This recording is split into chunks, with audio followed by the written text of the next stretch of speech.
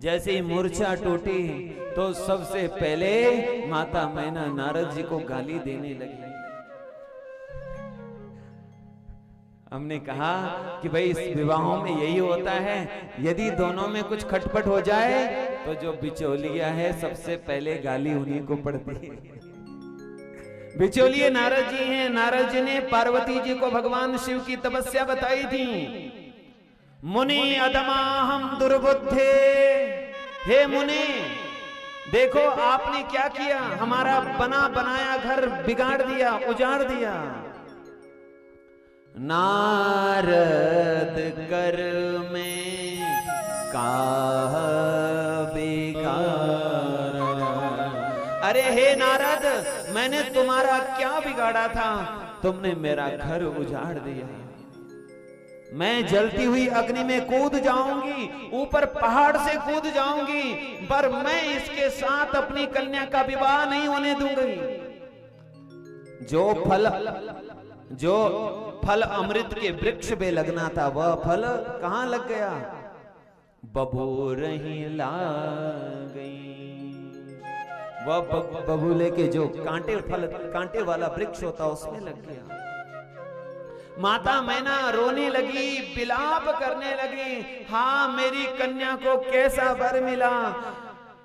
माता मैना रो रही है, उन्हें पर्वतराज हिमालय समझा रहे हैं, देवी तुम भगवान शिव को जैसा समझ रही हो वैसा नहीं मान रही है। तुम मेरे से सबके सब दूर चले जाओ, मेरी आंखों के सामने कोई नहीं आना, कोई कुछ भी करे मैं अपने प्राण त्याग दूंगी, पर इनके साथ अपनी कन्या का विवाह नहीं होने दूंगी। यहां तक कहा ये बिल्कुल ये बारात और ये पागलों जैसा वेश। नारद जी ने कहा मां, जो बात भी नहीं कर रही थी नारद जी से, नारद जी ने कहा मैना एक बार आप भगवान शिव के फिर दर्शन तो कर लो, एक बार दर्शन कर लो।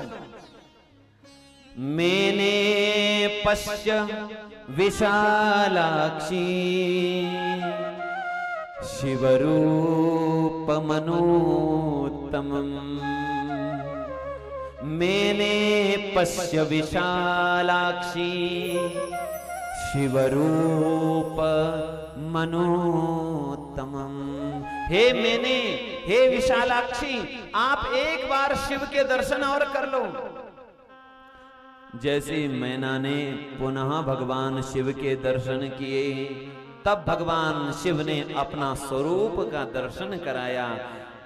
अब तक जो भगवान ने स्वरूप धारण किया था वो लीला के लिए किया था, पर भगवान महादेव का जो स्वरूप है, जैसे ही माता मैना ने देखा तो माता मैना खुशी से उछल पड़ी और बलैया करने लगी, धन्य है मेरी कन्या का विवाह भगवान शिव से हो रहा है।